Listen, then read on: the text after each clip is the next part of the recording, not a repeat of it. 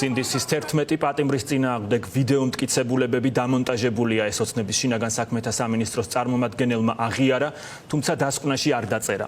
Სხდომა ტექნიკური პრობლემების გამო მიმდინარეობს, ფონზე მიმდინარეობს ელექტროენერგია რამდენჯერმე გაითიშა, ჩაირთო სახანძრო უსაფრთხოებაც. დღესვე დაგეგმილი იყო სპეცრაზმელის დაკითხვაც, რომელსაც დაზარალებული სტატუსი აქვს. საინტერესო იყო ის თუ მაინც დაადებდა ხელს რომელიმე პოლიტპატიმარს, თუმცა მას დღეს აღარ მოусმენენ. ქეთი ნადიბაიძე სხდომის დეტალებით აგრძელებს ფორმულას ეთერში საუბარს.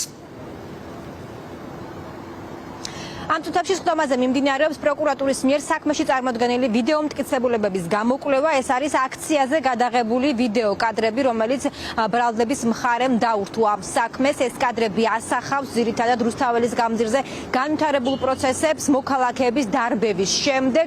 რამდენიმე ბრალდებული ფიგურირებს ამ კადრებში, რომლებიც გარკვეულ საგნებს ისვრიან, თუმცა აქამდე გამოკვლეული ვერც ერთი ვიდეო მტკიცებულება ვერ ასახავს და ვერ ამტკიცებს, რომ რომელიმე ნასროლი ნივთი მოხვდა რომელიმე პოლიციელს და რაიმე სახის დაზიანება მიაყენა. დღეს ასევე გამოკითხეს შინაგან საქმეთა სამინისტროს ექსპერტიც, რომელმაც ჰაბიტოსკოპიური ექსპერტიზა ჩაატარა პროკურატურის მტკიცებულებებთან დაკავშირებით. ამ ექსპერტს მოუწია იმის დადასტურება, რომ ვიდეოები, რომელიც მას გამომძიებლებმა მისცეს გამოსაკვლევად, იყო დამონტაჟებული, სხვადასხვა ფრაგმენტებისგან შედგებოდა. არ არის დადგენილი ესა თუ ის ფრაგმენტი რა მომენტში და რა დროს და რა რიცხვში არის გადაღებული, თუმცა ექსპერტმა დღეს ასევე აღიარა ისიც და ეს დასკვნიდანაც ცხადია, რომ მას საბოლოო დოკუმენტში არ მიუთითებია, რომ ეს ვიდეო მტკიცებულებები არის დამონტაჟებული.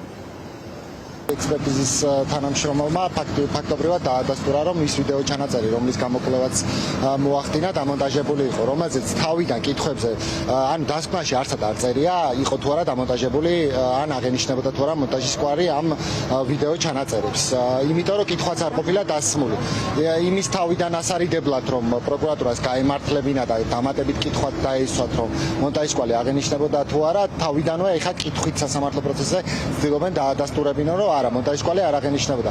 თუმცა ჩვენს კითხვაზე არის თუ არა მონტაჟი, როდესაც ორი ვიდეო ჩანაწერის გადაბმა ხდება და ერთსაერთო ვიდეოგრამად გაერთიანება მათი, თქვა რომ კი იყო თუ არა ეს ვიდეო ჩანაწერები გაერთიანებული სხვადასხვა კადრები, დაადასტურა რომ კი, რაც მიუთითებს იმაზე, რომ მონტაჟის კვალი აღენიშნებოდა. სხვა ბევრ შემთხვევაში იტყუებოდა ღია და პირდაპირ.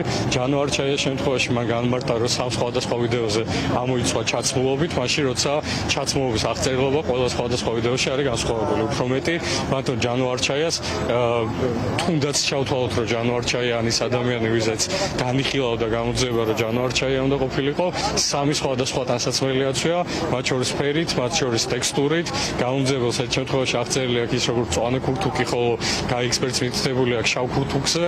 ეხლა დანარჩენი თქვენ და თქვენ მოსმენელმა გადაწყვიტოს, ეს არჩევლებრივად დაქირავებული ადამიანი, რომელსაც პროკურატურა სხვადასხვა დროს სხვადასხვა საქმეებზე იყენებს მათ შეცდომების გასასწორებლად და ადამიანების ბოროტი განზრახვით ციხეში გასაშვებად.